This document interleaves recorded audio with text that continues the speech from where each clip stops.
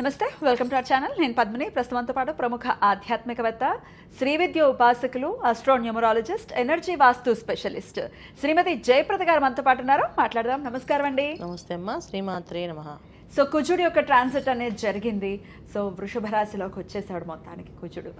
45 రోజుల పాటు ఉండేటటువంటి ఈ కుజుడు ద్వాదశ రాశులకి కూడా ఎటువంటి ఫలితాలను ఇవ్వబోతున్నాడు. అలాగే జూలై మాసం ఓవరాల్గా అంటే సూర్యుడు మారుతాడు, శుక్రుడు మారుతాడు, గ్రహాలు కొన్ని అంటే ఫాస్ట్ మూవింగ్ గ్రహాలు మారుతూనే ఉంటాయి. కాబట్టి ఈ జూలై మాసంలో ద్వాదశ రాశులకి ఎలా ఉంటుందో మీ ద్వారా తెలుసుకోవాలనుకుంటున్నానండి, చెప్తారా? తప్పకుండా అన్న. అయితే ఏంటంటే ఈ సంవత్సరం అంతా కూడా మనకి గురువు కర్కాటక రాశిలో ఉండడం వల్ల, ఉచ్చ స్థితిలో గురువు ఉండడం వల్ల చాలా చాలా యోగమైన మార్గాలు అందరికీ కనిపిస్తాయి. చాలా విషయాలు అంటే విజయాలు సాధించాలనుకునే వాళ్ళకి అందరికీ బాగుంటాయి. అయితే ఇలా వృషభ రాశిలో కుజుడు రావడం వల్ల ఇంకొంచెం ఫాస్ట్గా వెళ్ళే అవకాశాలు, ఫాస్ట్గా మూవ్ అయ్యే అవకాశాలు, కొన్ని రాశుల వాళ్ళకి అత్యంత అదృష్టాన్ని తీసుకొచ్చే అవకాశం కుజుడు వల్ల జరుగుతుంది. బ్యూటిఫుల్. అది ఎలాగో తెలుసుకుందాం. గోచారం చెప్పండి, ఎన్నాళ్ళు ఉంటాడు, అలాగే ఇట్లా. తప్పకుండా. సో గురువు మనకి కర్కాటక రాశిలో ఉన్నారు కనుక మనకు అది తెలిసిన విషయం. శని భగవానుడు మీనరాశిలో ఉన్నారు, రాహు కుంభరాశిలో ఉన్నారు, బుధుడు మనకి జూలై మాసంలో 4వ తారీఖు నుంచి మిథున రాశితో రవితో కలిసి ఉన్నాడు. 16వ తారీఖు వరకు మనకి జూలై 16వ తారీఖు వరకు రవి ఉంటారు. తర్వాత 16 నుంచి మళ్ళీ ఆయన కర్కాటకలో ప్రవేశిస్తారు. అక్కడి నుంచి మళ్ళీ మనకి పుష్కరాలు ఒకటి స్టార్ట్ అవుతుంది. సో ఈ విషయంలో చాలా విశేషం ఏంటంటే గురువు ఉండటము, రవి మార్పు, రవి బుధుడు కలయిక 15 రోజులు ఉండడం వల్ల ఒక అదృష్టం కొన్ని రాసుల వాళ్ళకి. తర్వాత శుక్రుడు కేతుతో కలిసి ఉండడం వల్ల కొన్ని అదృష్టం కొన్ని రాసుల వాళ్ళకి. శుక్రుడు కొనే ఈసారి మనకి మంచి ఫలితాలు ఇస్తున్నాడు.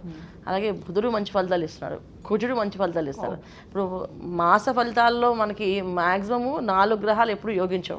అలాంటిది ఈసారి మనకి బుధుడు, కుజుడు, తర్వాత శుక్రుడు, ఈ 3 గ్రహాలు చాలా యోగ్యంగా మనకి యోగిస్తున్నాయి. మంచి సమయంగా కన్సిడర్ చేయొచ్చు. అయితే చాలా మంచి సమయంగానే అందరికి అన్ని రాశులు వాళ్ళకి ఒక్కొక్క రాశికి ఒక్కొక్క స్పెషలైజ్డ్గా పాపం వచ్చే అవకాశాలు కనిపిస్తున్నాయి.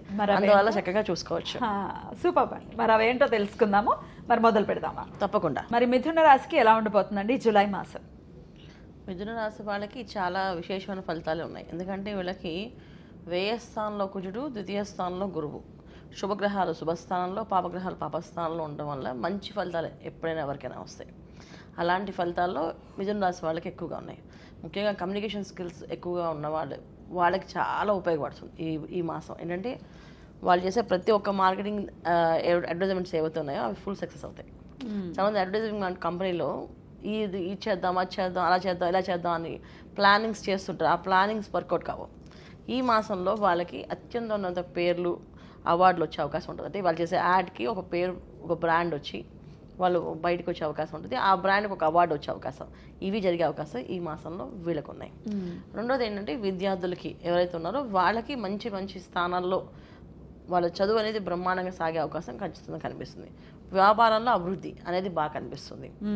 తర్వాత ఉద్యోగంలో ప్రమోషన్లో ఎలా చేసుకుంటే ప్రమోషన్ వస్తుంది అనేది ఆ చాకచక్యం అనేది వీళ్ళకి ఈజీగా ఈజీగా అర్థమై చేసుకునే అవకాశం ఉంటుంది.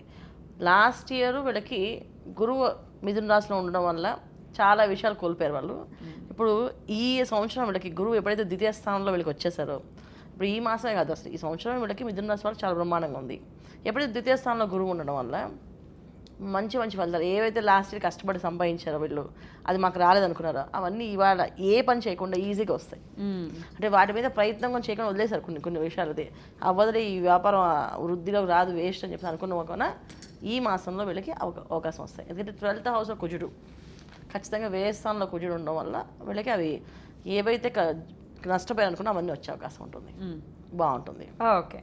సో గురువు అనేది మంచి స్థానంలో ఉన్నది. ఇది ఓన్లీ 45 days అలా కాదు, 1 year వరకు కూడా గురువు అదే స్థానంలో ఉండబోతున్నారు. కాబట్టి మంచి ఫలితాన్ని గురువు ఉన్నాడు. 45 రోజులు వీళ్ళకి కుజుడు ఇచ్చే ట్రాన్సిట్. అయితే 12th హౌస్లో ఎప్పుడైనా పాపగ్రహం ఉంటే 100% మంచి ఫలితాలు వస్తాయి.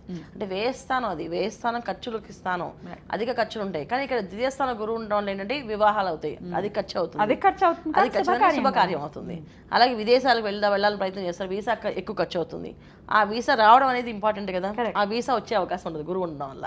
ఇక్కడ గురువు కుజుడు ఉండడం వల్ల వీళ్ళకి అధిక ఖర్చులు, కష్టపడే తత్వము, పొద్దున్న లేస్తే రాత్రి దాకా 24 hours నాన్ స్టాప్ కష్టపడే తత్వం కూడా ఉంటుంది వీళ్ళకి. ఉన్నప్పటికీ కూడా అవన్నీ వాళ్ళకి లాభాలు. అంటే ఇక్కడ గురువు ఉన్న వాళ్ళు ప్రతిదీ సద్వినియోగం అవుతుంది అన్నమాట. ఏ డబ్బు ఖర్చు పెట్టినా అది సద్వినియోగమే. ఇప్పుడు విపరీతంగా ఖర్చు అయింది వివాహానికి, విపరీతంగా ఖర్చు అయింది ఎడ్యుకేషన్కి, Correct. ఒక మంచి సీట్ తీసుకొచ్చారు, ఆ సీట్ ఖర్చు పెట్టారు, ఒక వ్యాపారం ప్రారంభం చేశారు, వ్యాపారానికి సంస్థకి Investments loans మనం చేయాలి కదా. చేస్తాం. అది అన్నిటికన్నా స్థలము ఎప్పటి నుంచి కొనాలనుకున్న స్థలం కొనుక్కునే అవకాశం, ఇల్లు కట్టుకునేటప్పటికి విపరీతంగా ఖర్చు అవుతుంది. కోర్స్ లగ్జరీస్ కొంచెం ఎక్కువగా పెడతాం, దానికి ఎక్కువ ఖర్చు పెడతాం, అది కూడా వాళ్ళకి ఉన్నదే.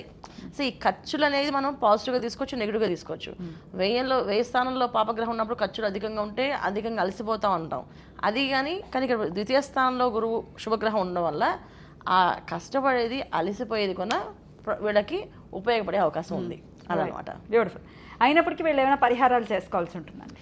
చేసుకోవాలి, ఎందుకంటే వీళ్ళకి దశమస్థానంలో శని భగవానుడు కర్మస్థానంలో ఉన్నారు కనుక మనకి ఎప్పుడు కూడా వీళ్ళు శనివారాలు కింద పనిచేసే వాళ్ళని కానీ, అయితే మామూలుగా మాస్ పీపుల్ ఎవరైనా ఉన్నా, తర్వాత యాచకులుగా అంటే మనం అడుక్కునే వాళ్ళు ఉన్నప్పుడు కానీ ఎంత స్ట్రెస్లో ఉన్నా వాళ్ళు విసుకోకూడదు. శనివారం మాత్రం, మిగతా రోజుల్లో విసుక్కుంటాం కానీ ఆ రోజు మాత్రం విసుకోకుండా ఉండడం చాలా ముఖ్యం. తర్వాత శనిత్రయోదశి వస్తుంది మనకి.